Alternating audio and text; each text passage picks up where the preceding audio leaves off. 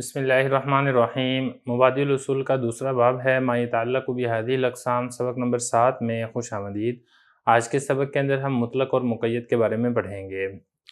عبارت دیکھ لیں، فالمطلق ما يدل على نفس الذات دون خصوص صفاتها كالرقبة في قوله تعالى فتحرير رقبة في كفارة اليمين، حكمه المطلق يجري على إطلاقه، والمقيد ما يدل على الذات مع خصوص صفاتها كالرقبة في قوله تعالى فتحرير رقبة مؤمنة فی کفارت قتل الخطأ، حکمہ المقید یجری علی تقییدہ۔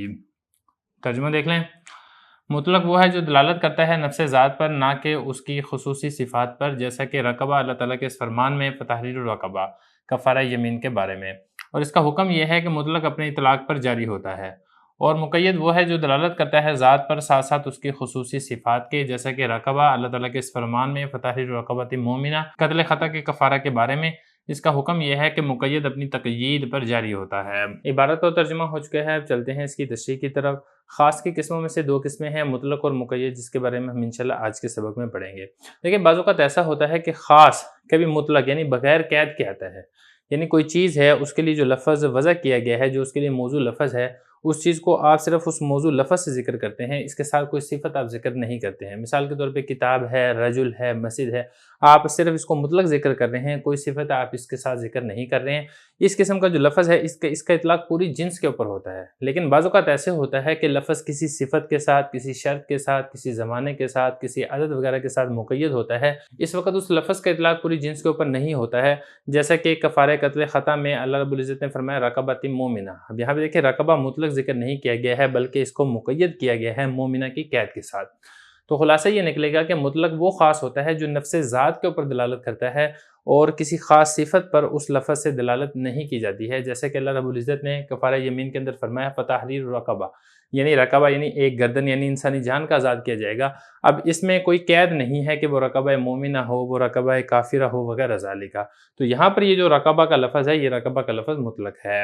مطلق کی تعریف کے بعد دوسرے نمبر پر بات کر لیتے ہیں مطلق کے حکم کی۔ دیکھیں، مطلق اپنے اطلاق پر قائم اور برقرار رہتا ہے، یعنی جب تک مطلق کے اطلاق پر عمل کرنا ممکن ہو تو خبر واحد یا قیاس کے ذریعے سے مطلق کو کسی چیز کے ساتھ مقید کرنا جائز نہیں ہے، مطلق کو اس کے اطلاق پر ہی باقی اور برقرار رکھا جائے گا۔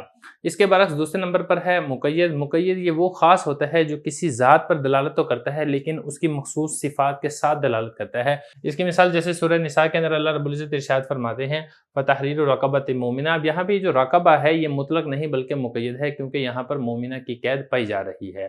مقید کی تعریف کے بعد دوسرے نمبر پر ہے مقید کا حکم۔ مقید کا حکم یہ ہے کہ مقید کے اندر جو قید لگائی گئی ہو، مقید کو جس قید کے ساتھ مقید کیا گیا ہے، اس قید کی رعایت اور خیال رکھنا یہ ضروری ہے۔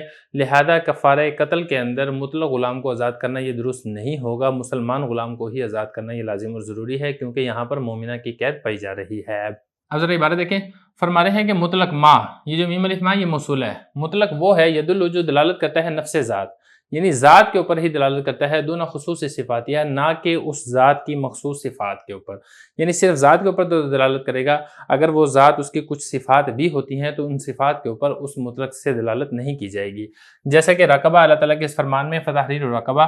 اب کفارہ یمین یعنی جو قسم کا کفارہ ہے، اس میں اللہ رب العزت ارشاد فرماتے ہیں کہ ایک رقبہ غلام کو آزاد کرے۔